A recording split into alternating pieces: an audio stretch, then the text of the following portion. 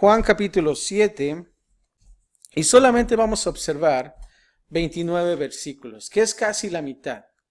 Pero vamos a ver ahora en lo que es la fiesta de los tabernáculos. Creo que a todos nos gustan las fiestas, ¿verdad? Pero esta fiesta es una fiesta importante y vamos a ver de qué se trata.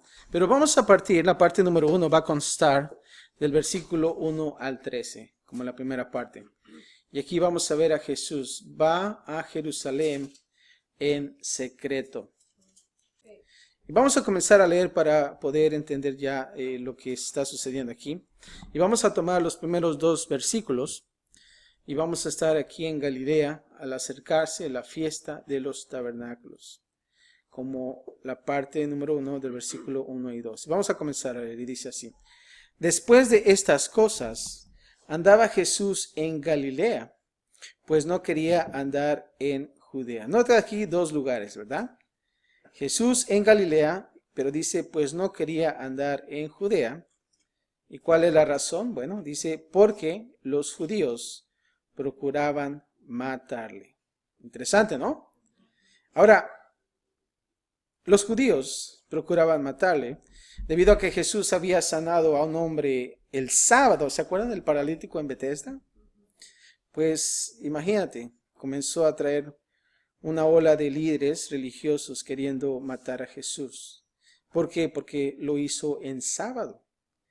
Y reclamando así la igualdad con el Padre, como nosotros lo observamos en el capítulo 5. Ahora, los líderes religiosos hicieron planes para matarlo. En consecuencia, vemos a Jesús caminando con prudencia, al permanecer fuera de Jerusalén por completo. Y creo que es prudente, ¿no? Cuando realmente alguien quiere acechar con tu vida, bueno, tratas de tener cuidado, ¿no? De que no suceda. Y claro, más, ¿saben por qué? Porque Jesús estaba consciente de los tiempos perfectos de su Padre, Dios. Y aún no era tiempo que fuera arrestado y entregado a los gentiles. Ahora, entendiendo esto, sabemos y estaba Jesús consciente de que iba a suceder, pero no era ¿qué? El tiempo.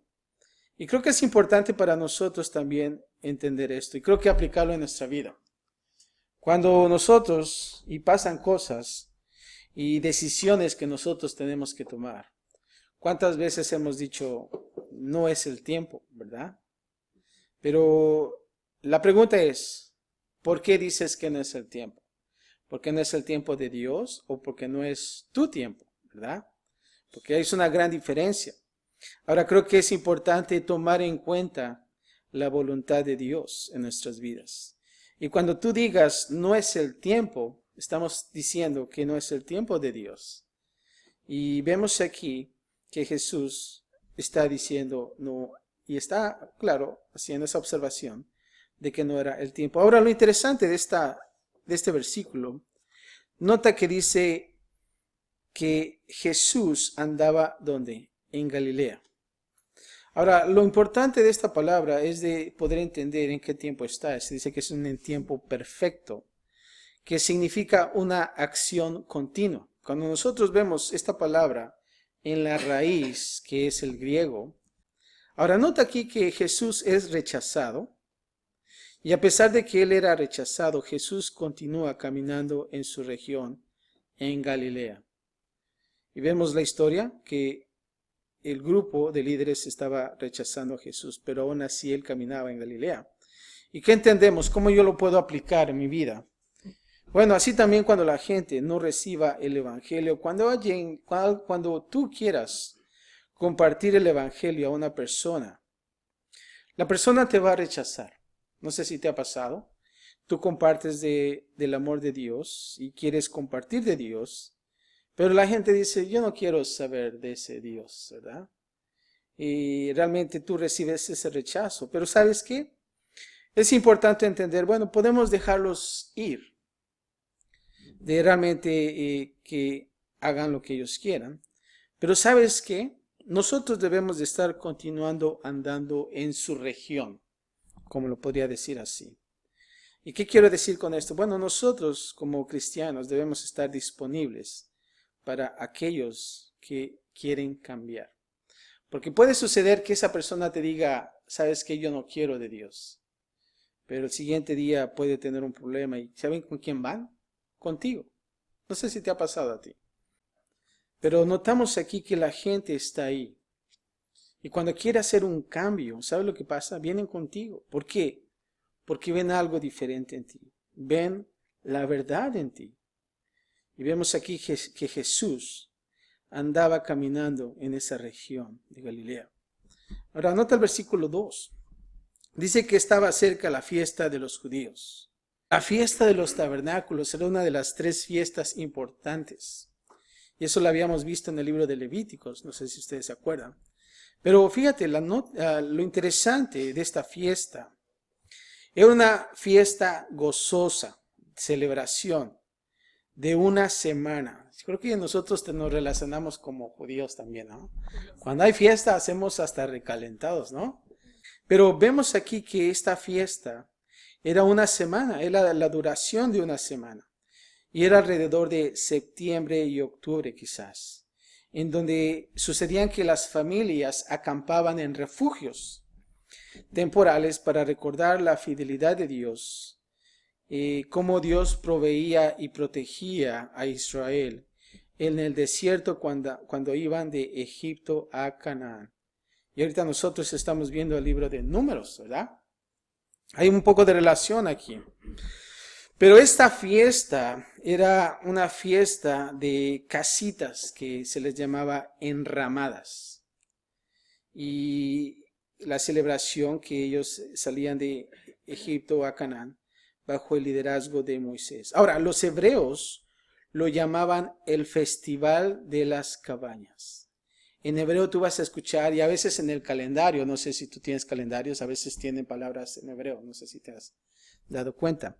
Se dice que era el Sukkot, que eran como cabañas, porque durante toda una semana que duraban, las personas vivían en cabañas improvisadas de ramas y hojas, o sea que era una enramada. Y los habitantes del lugar los erigían en sus patios o en sus azoteas planas. La palabra erigir quiere decir construir o levantar, o sea, no sé si tú has ido a campamentos, a acampar en tiendas, ¿no? No sé, a las mujeres casi no les gusta acampar porque no hay baños y tantas cosas más. Pero date cuenta que ellos iban y hacían enramadas con varas y tenían esas cabañas, era a la intemperie, ellos podían ver el cielo y ver las estrellas. Y lo interesante de eso es que los niños decían a sus papás, papá, ¿por qué estamos haciendo esto? Y entonces el padre tenía la responsabilidad de compartir, bueno, lo que pasa, hijo, y daba la historia de lo que sucedió cuando salieron de Egipto y se fueron por el desierto hasta Canaán. Eso era simplemente la fiesta. Y era una fiesta de gozo. Pero estaba ahí, estaba esa fiesta, la fiesta de los tabernáculos. Ahora, nota el versículo 3 al 5. Vemos ahora la incredulidad y la oposición de los hermanos de Jesús en su contra. Ahora, tú puedes pensar, ¿qué? Sí, había incredulidad y oposición de parte de los hermanos de Jesús. Y vamos a leer, dice así el versículo 3. Y le dijeron, ¿qué? Sus hermanos. Nota aquí. Y dice, sal de aquí y vete a Judea para que también tus discípulos vean las obras que haces. Nota aquí que la Biblia dice que Jesús tenía que hermanos. Y esta es una referencia clara. Juan ya había mencionado a los hermanos de Jesús. Y si quieres apuntar este pasaje acerca de los hermanos, Juan capítulo 2, 12, y también Mateo escribió sobre los hermanos de Jesús, Mateo 12, 46 y 47. También Mateo 13, 55 y 56. Y se describe también las hermanas. Ahora, notamos, y es importante entender, que Jesús y María fue virgen cuando tuvo Jesús. Pero después de eso, entonces vemos que también María tuvo más hijos e hijas. Mateo 13, 55 y 56. Mateo 12, 46 y 47. Y en casa pueden ustedes indagar un poco más. Pero nota esto también, cuando dice, fíjate lo que dicen sus hermanos, vete ¿a dónde? A Judea, para que también tus discípulos vean las obras que haces. Si estas cosas haces, manifiesta lo que al mundo. Ahora aquí observamos que los hermanos de Jesús le dijeron que probara que era el Mesías en una plataforma más grande. Y esto es en Jerusalén, el centro del judaísmo. Ahora, podemos pensar como los hermanos le dicen, ¿sabes qué? Si realmente tú eres el Mesías, y le están dando quizás una forma de consejo a Jesús, pues ¿por qué no lo haces en grande, verdad? Es como si nosotros dijéramos aquí, vete ahí a la 4, donde hay mucha gente, ¿verdad? Es un lugar principal.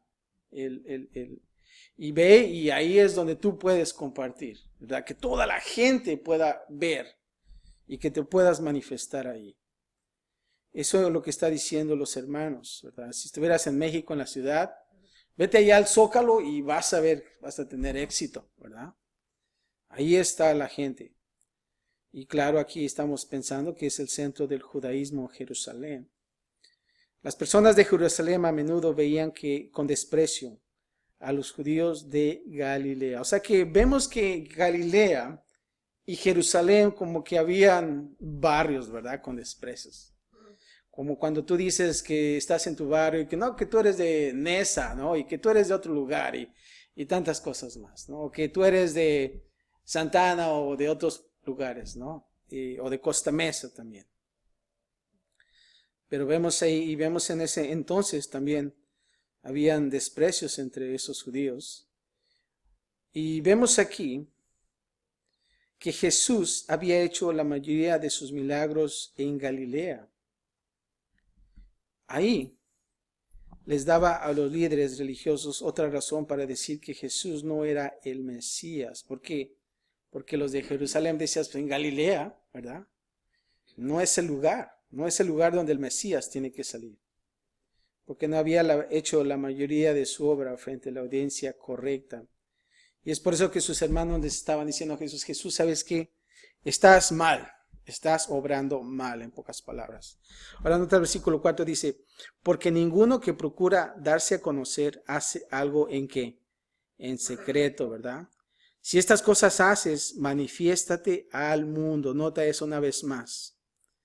Dice versículo 5, porque ni aún sus hermanos creían en él. Qué tan interesante es esto, ¿verdad? A veces nosotros pensamos, bueno, Jesús tenía mucho éxito, que toda la familia de él creía en él, pero no. Sus hermanos también lo rechazaban. Los hermanos de Jesús nunca parecieron apoyar su ministerio antes de su muerte y resurrección. Si quieres saber más, Marcos 3:21, vas a darte cuenta ahí de más información. Nota esto, después de su resurrección, los hermanos de Jesús fueron contados entre los discípulos. Ahora, después de eso, entonces sus hermanos creyeron. Y te vas a dar cuenta en el versículo, en el libro de Hechos 1:14, que no solamente citan a los discípulos, pero también los hermanos de Jesús. Y creyeron. Esto no significa que no creían que había hecho milagros, sino que no creían su afirmación de que era el Mesías, ¿verdad? Ellos podían ver los milagros, y sí, son milagros. Pero el hecho de saber que él era el Mesías, ahí estaba la duda. Y es por eso que ellos estaban actuando de esa manera. Nota el versículo 6 al 9. Vamos a ver qué dice Jesús. Y dice así el versículo 6. Entonces Jesús les dijo, mi tiempo aún no ¿qué? Ha llegado, mas vuestro tiempo siempre está presto. Aquí estamos observando a Jesús completamente sometido a la voluntad del Padre. Jesús nunca dijo, bueno, pues sí, ¿verdad? Tienen razón. vamos a intentarlo. No. Él está sometido a la voluntad de su Padre.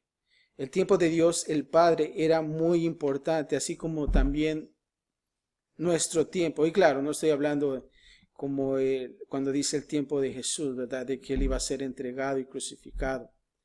Pero creo que también es importante de someternos a la voluntad de Dios. Y aquí vemos que los hermanos de Jesús no estaban sometidos a la voluntad de Dios de la misma manera. Así que cualquier tiempo estaba bien para ellos.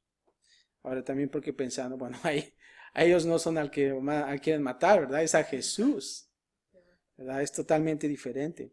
Ahora versículo 7 dice, no puede el mundo aborreceros a vosotros, mas a mí, ¿qué? Me aborrecen. O sea que en pocas palabras diciendo, no son ustedes a que aborrecen, sino es a mí.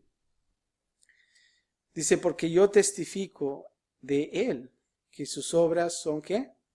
Malas. Los hermanos de Jesús concordaban con las opiniones populares de su tiempo sobre el bien y el mal. Por lo tanto, el mundo no podía odiarlos. Jesús osadamente confrontó los pecados de su era y fue, por lo tanto, el blanco de mucho odio. Cuando tú hablas de la misma manera como Jesús habló, ¿sabes lo que va a pasar en tu vida? Vas a ser el blanco también. ¿De qué? De odio. Pero vemos aquí que Jesús osadamente confrontó los pecados. Y la palabra osada es una persona que es capaz de asumir retos y situaciones difíciles, de afrontar circunstancias que pongan a prueba su valor y determinación sin temor. Y eso es interesante. Ahora fíjate lo que dice el versículo 8. Dice, subid vosotros a la fiesta. O sea que Jesús está diciendo, vayan ustedes. Dice, yo no subo todavía a esa fiesta. Y nota esto, porque mi tiempo aún no se ha cumplido. Una vez más lo recalca. Versículo 9 dice, y habiéndoles dicho esto, ¿qué pasó? Se quedó en Galilea. O sea que se fueron los discípulos y él se quedó en Galilea. Ahora vamos a ver cómo se desenlaza esta historia. Y vamos a ver Jesús ahora. Sube a Jerusalén donde muchos discuten sobre él en secreto. Versículo 10 dice, pero después que sus hermanos habían subido, o sea que ya subieron, entonces él, Jesús, también subió a la fiesta. No abiertamente, sino como que en secreto. O sea que se adelantaron y él se fue después, ¿verdad? Ahora, aquí cuando dice en secreto, Jesús fue detrás de ellos viajando casi como si fuera en secreto. Ahora creo que fue sabio lo que hizo Jesús, porque realmente si se hubiera ido con ellos, estuviera como siendo parte del plan de ellos, ¿verdad? Y pudieron haber hecho cosas que no eran de Dios, ¿verdad? Imagínense en la entrada a Jerusalén, tenemos aquí a Jesús, el Mesías y tantas cosas más, ¿no? Tratando de darle propaganda, pero realmente no era la voluntad del Padre. ¿Por qué? Porque los líderes entonces hubieran sido blanco para ¿qué? Para matarlo, ¿verdad? Y cuando estaba leyendo esto, vemos como un pequeño comercial, como el Colosio fue muerto, ¿verdad? En una manifestación, aquí no muy lejos, ¿verdad? Creo que fue en Tijuana. Y vemos cómo es que, lamentablemente, ¿no? Este hombre fue asesinado en medio de la multitud, ¿no? Y a veces ponía a pensar, bueno, si realmente Jesús hubiera hecho lo mismo en los discípulos, hubiera podido suceder. Y claro, pensando que también Dios es soberano y que Él lo iba a proteger. Pero creo que es mejor no hacer algo que pueda atentar, ¿verdad? Y pueda dificultar las cosas, sino estar bajo la voluntad del Padre. Y creo que esto es bueno para nosotros para entender. Cuando nosotros estamos bajo la voluntad de Dios, sí Dios nos protege, pero también nosotros debemos de tener cuidado en no ir a lugares que no debemos, ¿verdad? Y a veces queremos desafiar, ¿no? Oh, sí, Dios me protege y tú vas confiado y ¡boom! pasan cosas. Y creo que debemos de estar atentos a la voluntad de Dios. Y cuando dice aquí no abiertamente, es decir, que él subió, pero no por instigación de sus hermanos, ni por la publicidad que ellos le habían recomendado. Su partida secreta hacia Jerusalén no fue un acto engañoso, ¿verdad? No los quiso engañar. Pero ¿sabes qué? Fue un intento de evitar publicidad no deseada. Y creo que eso fue bueno. Los enemigos de Jesús lo estaban vigilando evidentemente con el propósito de arrestarlo. Así es que vemos ahí cómo Jesús fue diligente. Ahora, versículo 11 dice así. Y le buscaban los judíos en la fiesta y decían, ¿dónde está aquel? ¿Verdad? Y había que gran murmullo acerca de él entre la multitud. Ahora, ¿cuál es el murmullo? ¿Verdad? ¿Saben lo que es el murmullo? No están hablando así como el chisme, ¿no? Pero fíjate cuál es el murmullo. Dice, unos decían, es bueno, pero otros decían, no, sino que engaña al pueblo, ¿verdad? Vemos esos dos lados, aquel que dice que es bueno y aquel que dice que es engañador. Versículo 13 dice, pero ninguno hablaba abiertamente de él, por miedo a los ¿qué? A los judíos. Es por eso que murmuraban, ¿verdad? Y cuando uno tiene miedo, está hablando así bien tranquilo, ¿no? Para que no se den cuenta, ¿verdad? Y vemos aquí que los líderes religiosos no querían que las personas hablaran de Jesús en absoluto. O sea, que querían mantener las cosas calmadas, ¿verdad? Como los políticos, ¿verdad? Todo tranquilo, ¿verdad?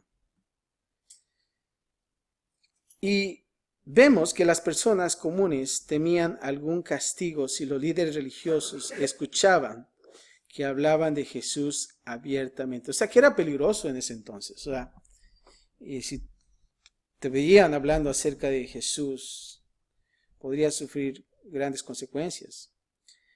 Y claro, dentro de esos comentarios, si lo aprobaban o desaprobaban, no daban sus opiniones en voz alta o públicamente. Y las autoridades no querían que se les discutiera en absoluto. Y cualquiera que lo hiciera, sufriría consecuencias severas. Vemos que en aquellos entonces, pues sí estaba pesado, ¿no? Ese tipo de consecuencias. No es de que los metían a la cárcel, sino acechaban con su vida, ¿verdad? Podían perder su vida. Pero vamos ahora a ver la parte número 2, del 14 al 39, pero solamente vamos a ver del 14 al 29. En nuestro siguiente estudio vamos a tomar los otros versículos. Y aquí vamos a ver a Jesús respondiendo objeciones y también enseñando. Y vamos a agarrar los 14 a 18. Líderes religiosos discuten que Jesús no tiene estudios. Y dice así. 14 dice, mas a la mitad de la fiesta, fíjate, subió Jesús al templo y ¿qué? Enseñaba. Ahora, subió Jesús al templo y enseñaba. Aunque evitó hacer una grande entrada, o gran entrada, cuando fue a Jerusalén en el tiempo de su padre, enseñó una vez más, sin temor, y nunca se contuvo de proclamar la verdad. Nota aquí que a pesar de que él estaba siendo buscado para matarse, él no dejó de proclamar la verdad. Versículo 15 dice así, y se maravillaban los judíos diciendo, ¿cómo sabe este letras sin haber estudiado? Interesante, ¿no? Los líderes judíos sabían que Jesús no había estudiado ni había sido discípulo de algún rabí prominente. Ahora, se dice que en aquellos entonces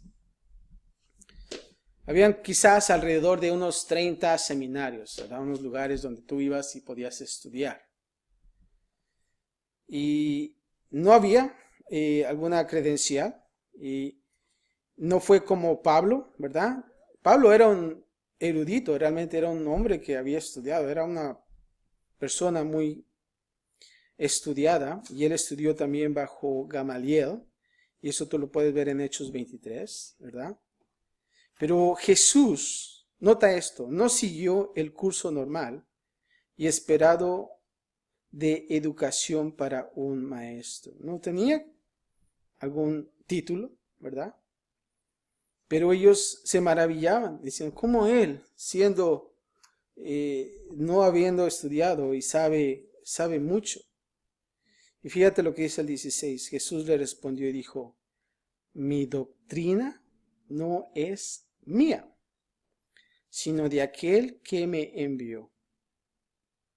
Ahora, es importante entender esto también. Jesús no señaló a sus credenciales, sino a su doctrina.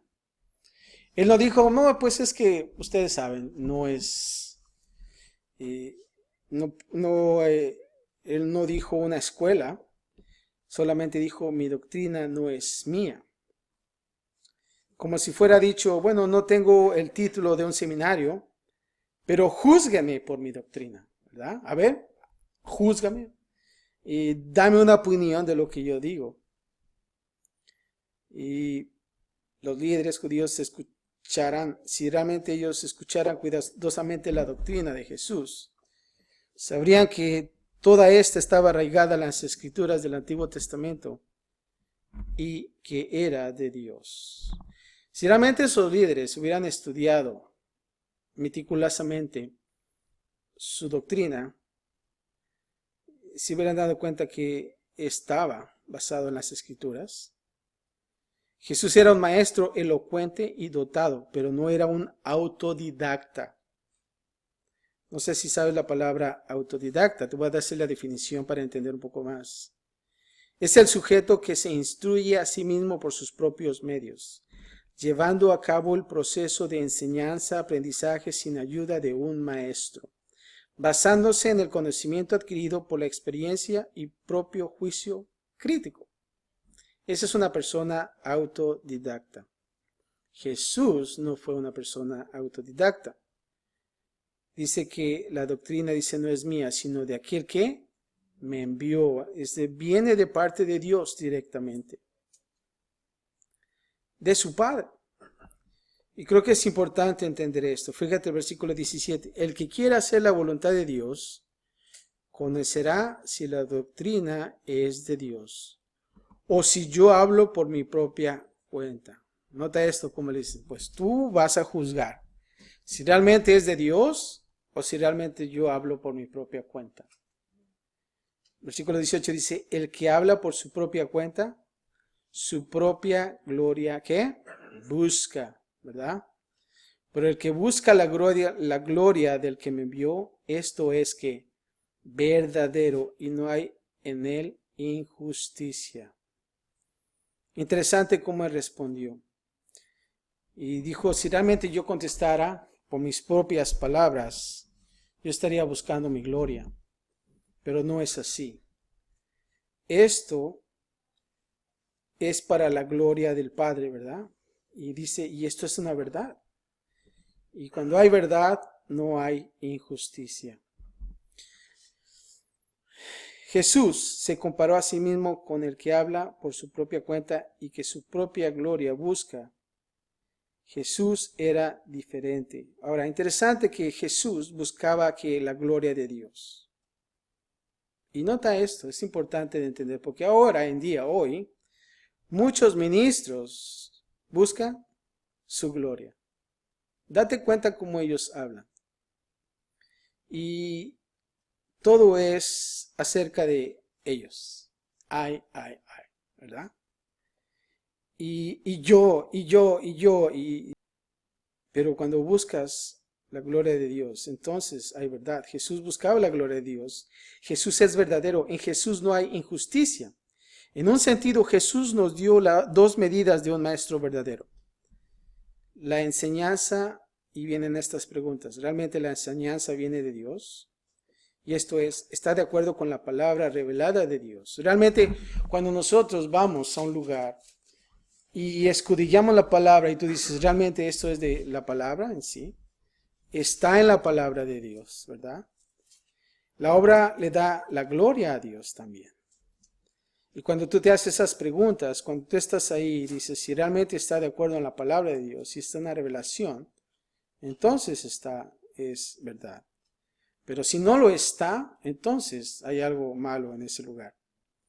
Y por último, 19:24, vamos a ver las personas murmuran que Jesús está loco y tiene un demonio.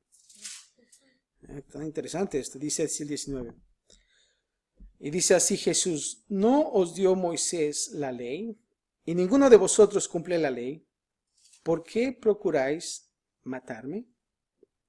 Ahora aquí a Jesús acaba de declarar que Él era completamente verdadero y sin pecado, siempre buscando la gloria de Dios en el cielo. En contraste con Jesús, los líderes religiosos no obedecían la ley. Ellos tenían la ley, pero no la obedecían. Ahora fíjate lo que dice el 20. Respondió la multitud y dijo: demonio tienes. ¿Quién procurará matarte? O sea, en pocas palabras, estás loco, ¿verdad? ¿Quién te va a matar? Las personas no sabían que los gobernantes querían matar a Jesús, porque sanó a un hombre en el día de reposo.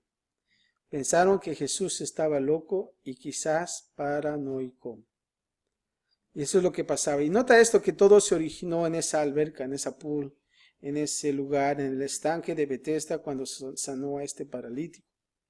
Pero claro, hay gente que no vio eso, ¿verdad? Y ellos se dieron cuenta y dijo: no, pues está loco, debe tener un demonio dentro. Ahora, fíjate lo que dice el 21. Jesús respondió y le dijo: una obra hice y todos os maravilláis. Y claro, está hablando de esa historia. Y luego dice el 22, por cierto, Moisés os dio la circuncisión, no porque sea de Moisés, sino de los padres.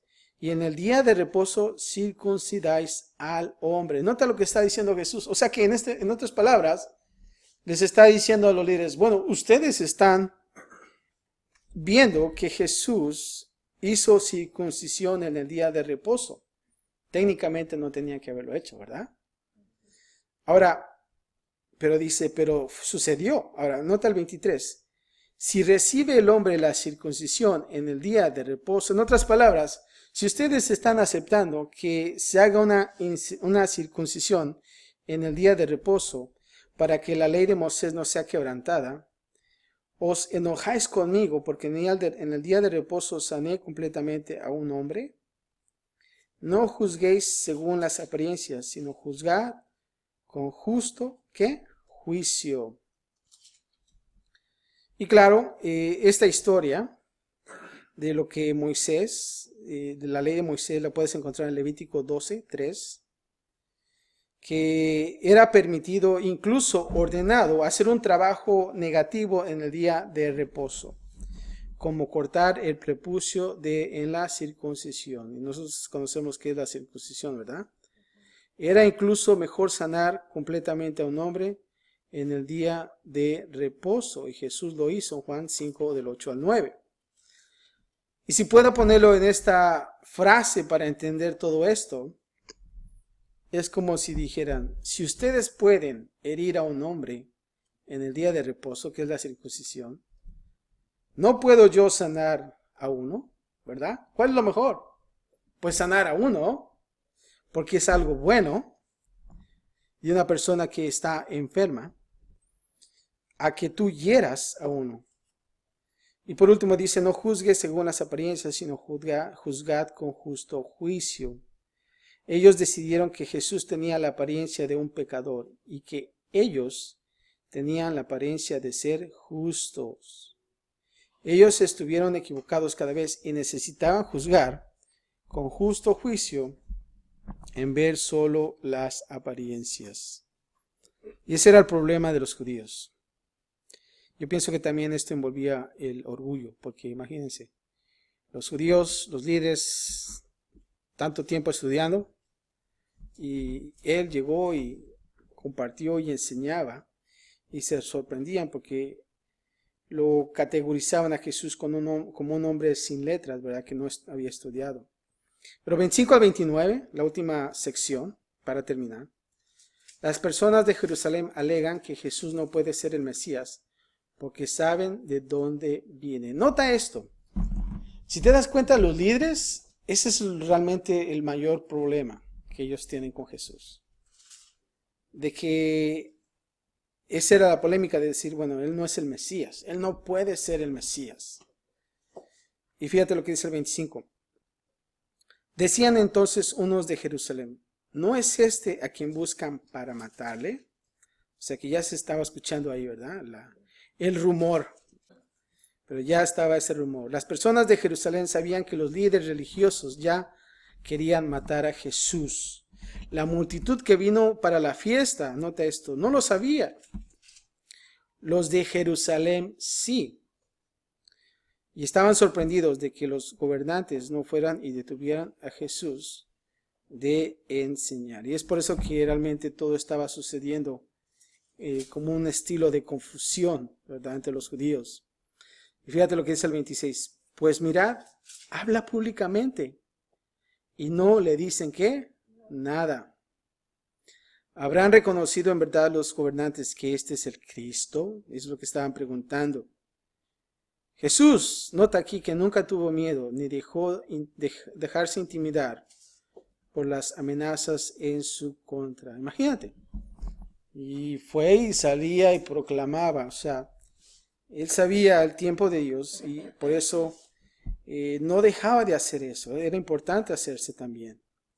Él siguió hablando públicamente. De la misma manera, sin temor. Y nota esto que nadie podía detenerlo. 27 dice, pero sabemos de dónde es. Mas cuando venga el Cristo, nota esto, nadie sabrá de dónde sea. Eso es lo que están diciendo. Muchos, pero no todos, de los judíos de ese tiempo, creían que el Mesías aparecería repentinamente como de la nada. O sea que eso era lo que ellos estaban esperando. Y aún hoy, los judíos están esperando a un Mesías. ¿Sabías eso? Y hasta la fecha lo están esperando. Si tú vas y hablas con un judío y tú le comentas acerca del Mesías, ya, estamos esperando. Y si tú le hablas acerca de Jesús, ellos dicen, no fue él. Pero fíjate, te voy a dar un ejemplo en Malaquías 3:1. Un ejemplo cómo ellos están esperando a este Mesías. En Malaquías 3:1 te vas a dar cuenta que dice que el mensajero de Dios iría repentinamente al templo. Y en la palabra en la Biblia vas a encontrarlo como súbitamente. Es algo de repente, así repentino, ¡pum! Ya llegó, no, ya está aquí. No lo esperabas. Y este era el tipo de dicho que los hacía pensar que el Mesías aparecía de la nada para mostrarse a Israel. Así es que viéndolo a Jesús, ellos decían, no, él no es él. Él no es el Mesías. Y es por eso que ellos lo rechazaban. Porque ellos lo están esperando de repente, algo súbitamente. 28 dice, regresamos al versículo 28, dice, Jesús entonces, enseñando en el templo, alzó la voz y dijo, a mí me conocéis y sabéis de dónde soy. Y no he venido de mí mismo, pero el que me envió es verdadero, a quien vosotros no conocéis. Y versículo 29 dice, pero yo le conozco porque de él procedo y él me envió. Cuando dice a mí me conocéis y sabéis de dónde soy, ellos pensaban que sabían de dónde era, pero no conocían su origen celestial. Y nota esto que dice, de él procedo y él me envió. Las multitudes tal vez estaban confundidas acerca de dónde vendría el Mesías. Pero sabes que Jesús sabía exactamente de dónde venía. Jesús no estaba confundido, que se preguntaba si realmente era el Hijo de Dios. Él sabía perfectamente. Lamentablemente, ellos le rechazaban. Y creo que eso es lo triste. Y pienso que lo más triste es que aún así sus hermanos no creían en él. Y cuando estaba observando este pasaje, estaba recordando también a sus discípulos. En el estudio anterior, ¿se acuerdan que estaba exhortando a los líderes? Y aún así vio la actitud de sus discípulos y les dice, ¿a qué acaso ustedes también se van a ir? ¿Me van a dejar, no? Y el discípulo Pedro dijo, pues ¿a dónde vamos a ir si solamente tú tienes palabras de vida eterna, verdad? Y creo que es algo hermoso que pudo contestar este discípulo, porque realmente ellos veían a Jesús, más que su elocuencia, pero también su testimonio, ¿no? Y cómo él se acercaba a los pecadores para sanarlos. Y lo triste es de que los líderes no lo aceptaban. Y se acuerdan que también habíamos observado que la razón era porque el orgullo de los líderes, que ellos no querían, que estaba trayendo esa ola. Y nota esto que en la palabra de Dios lees, que multitudes le seguían, al punto de que hasta lo querían nombrar rey, ¿verdad? Y promoverlo, ¿verdad? Como gobernante. Y él se fue. Dijo, no, eso normalmente no es la misión. Pero bueno, esto sucedió aquí en la fiesta de los tabernáculos. Más adelante vamos a continuar viendo algo hermoso acerca de los ríos de agua viva y cómo Jesús describe eso, y aún así comienza a desenlazarse una serie de historias, de milagros. También cómo fue tratada una mujer adúltera, eso es nuestro siguiente capítulo. Pero vamos a ver que esto se pone más candente, ¿verdad? En la vida de Jesús. Pero algo que es bueno que debemos de entender es que Él no dejó hacer la voluntad de Dios. Él se mantuvo en ella. Y creo que nosotros también debemos de hacer lo mismo en nuestra vida personal. Padre, te damos gracias por tu palabra. Gracias también te damos, Señor, porque podemos observar que aún así sus hermanos dudaban de Él. Pensaban que no era el modo que Jesús tenía que actuar. Querían ponerlo en una plataforma más grande. Pero Padre, lejos estaban de tu voluntad y no entendían lo que la misión era. Pero Padre, que nosotros queremos estar en tu voluntad, Señor. Y Padre, aún así, usar esa misma frase que Jesús hizo. Es el tiempo de Dios, no es mi tiempo. Y Padre, te pedimos que como cristianos nos ayudes a mantenernos en tu voluntad, que cuando sucedan cosas en nuestras vidas podamos pensar de la misma manera. No es el tiempo de Dios. No se trata acerca de mi tiempo, se trata acerca de tu tiempo. Yo sé que tu tiempo es perfecto y en tu tiempo no hay cosas que pueden fallar, Señor. Padre, nosotros te pedimos que en medio de nuestras decisiones, de nuestras circunstancias, Padre, que nosotros estemos bajo tu voluntad, Señor. Te pedimos que nos des sabiduría, Señor, de poder decidir, tomar decisiones sabias en tu tiempo, Señor. A veces podemos observar en las circunstancias que es algo bueno, pero no es el tiempo tuyo. Ayúdanos a esperar.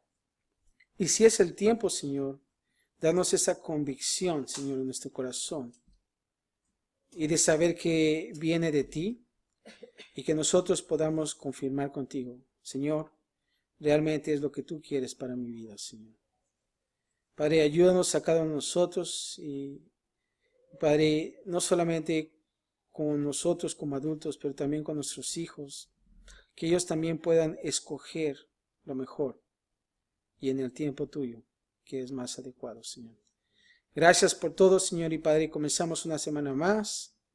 Ayúdanos, Padre, y gracias por las bendiciones y también por las situaciones críticas, que a través de ellas vamos a ver tus maravillas, Señor.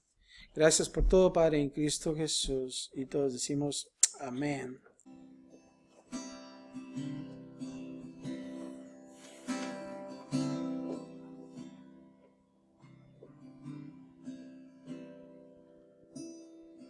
Mi esperanza está en